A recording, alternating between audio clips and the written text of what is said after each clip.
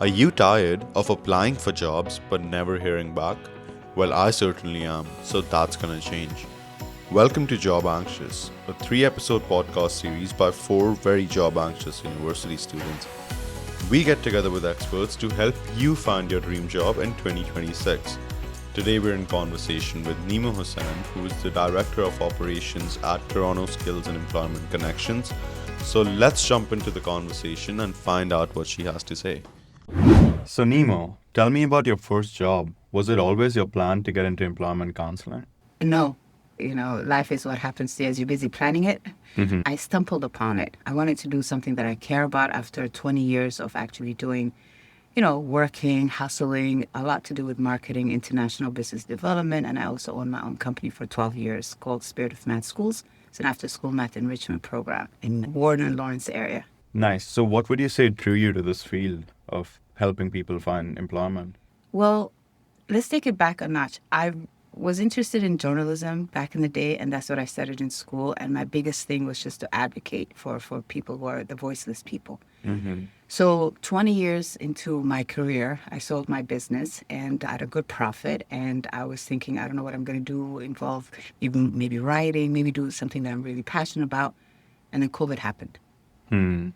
And COVID happened, and I was looking at things happen, and I would always be looking at especially teenagers who fall out of the school system and will go into, their life just goes south. At that point, I would always reflect, what would it take for their life to be different? Now, what I realized is underskilled, underemployment, far removed from education system, not because they're not good students, but because somehow teachers don't get to them. Somehow something happens along the line. I was thinking that framework, and then I saw a job ad for a youth employment counselor. Nothing, I didn't know anything about employment or all that, but I figured, okay, you know what? I know how to job hunt, whatever. So I applied for the job, and they offered me, instead of that, they offered me an employment specialist position where I would actually be working with adult job seekers. Very new, had to learn everything. But what I used is my marketing, my journalism program is, okay, I'm going to market you. All right, let's find out, what do you want to do? And I just naturally fell into that because of my background in figuring out how to solve a problem and get a yes instead of a no. I found that I was really good at it. I found that job seekers were actually responding to me. And it all comes from, I think if you're authentic and you're genuine with the person, they feel that you really are in their team and you got their back and they work with you. And I would be surprised when a job seeker actually gets a job that actually pays really well. And I'll be celebrating their success as if it was my success. And it's a shared journey, It's right? a thrill. Yeah. Right? And so that impact that you have on people, or one would have on people in those type of positions, is really something not to be overlooked, right?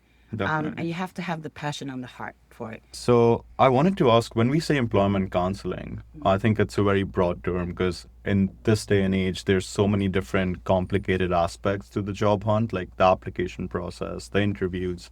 So what kind of services do you offer to people on a day-to-day? How are you helping them secure their first job? A lot happens. One is, first of all, it starts with a job seeker, right? It starts with, what is it that they're looking for?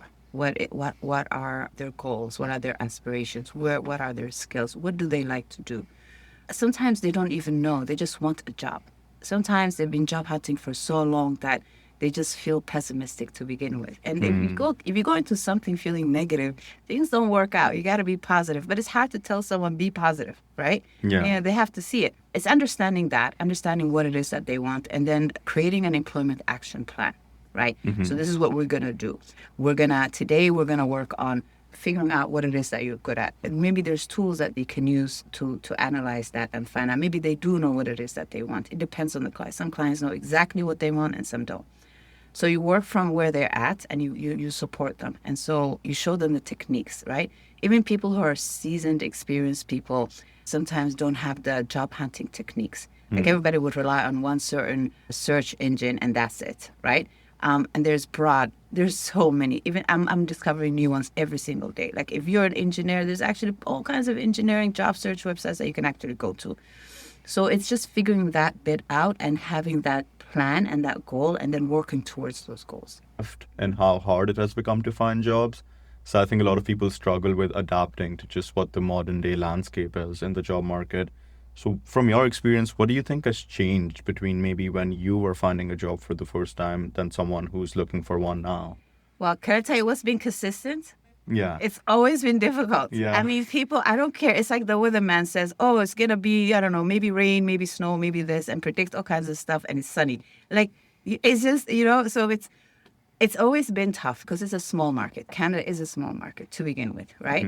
And it's always been tough for anybody who's looking for a job, even if you're experienced. So competition, you would say, is the number one reason. Number one. For the Number one. Okay, more so now than ever before. Mhm. What's changed, like if within, like let's say, during COVID time, I think it was a job seekers market, where employers were like really desperate for people, and they would take people who don't even meet all the criteria, but they have been looking for someone for so long.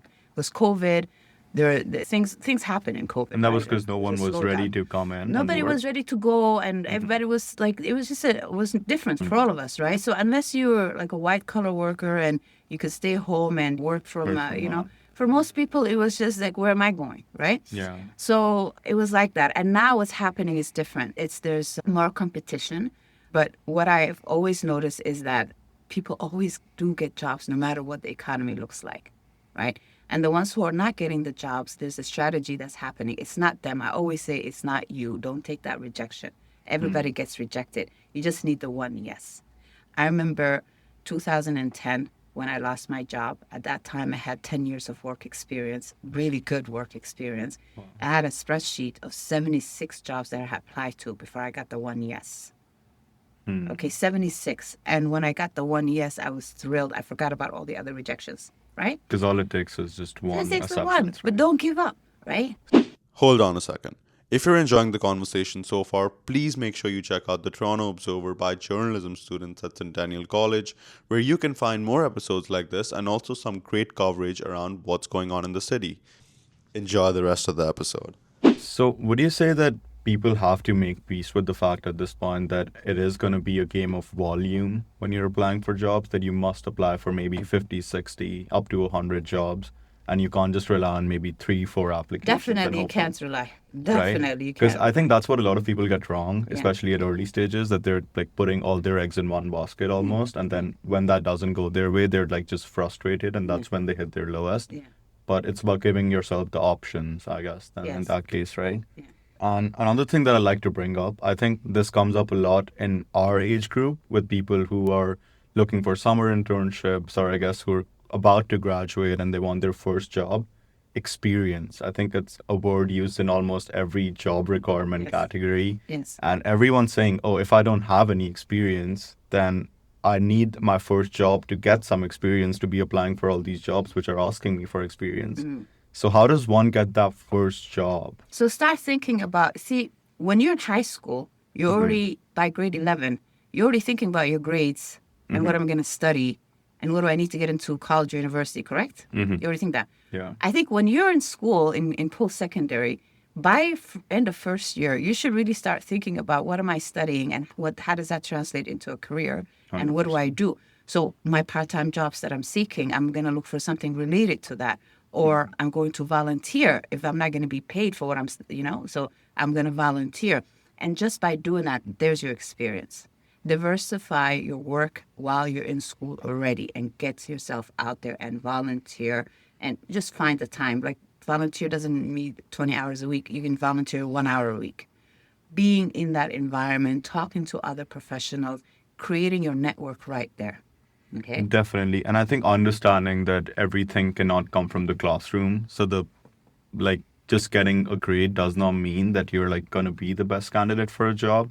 That's why I think as a student, I go to U of T. So I think it's a lot about understanding that someone's not going to give an undergraduate student their most ideal job or the perfect job to start off with. Yeah. So it's about finding things that maybe intersect in a small way with what you want to be doing eventually, whatever opportunity you're able to find, whether it's unpaid, whether it's volunteer. Yeah. Because tomorrow it's better to be like having some experience than starting from square one. 100%. So we call this podcast Job Anxious for a reason. So let's talk about the anxiety students or like young professionals face when applying for jobs. I've seen so many people speak about how employers are ghosting them. They're not getting any replies from them. And then, despite the fact that they're putting so much effort into filling out applications, looking for jobs, they are just simply not getting an answer. So, how does one deal with the mental health piece of it when, like, they're facing disappointment or facing anxiety in the process? 100%. That is true for young or experienced people. That nagging self-doubt, Yeah. I've applied and nothing. And I'm checking my phone and refreshing my inbox and nothing's happening. That's me all the time. So it is impossible to talk about the job market today without talking about AI and automation. Yes. So what do you think about the use of AI in job applications or the I job search? support it because you know what? Big companies are also using AI to weed the candidates out. So why can't I use the tool? I'm not plagiarizing my resume. It is my resume. It is who I am. But I'm asking it to maybe help me use the same keywords that are in that job description, right? And because you're applying for so many, like I said, I applied 119.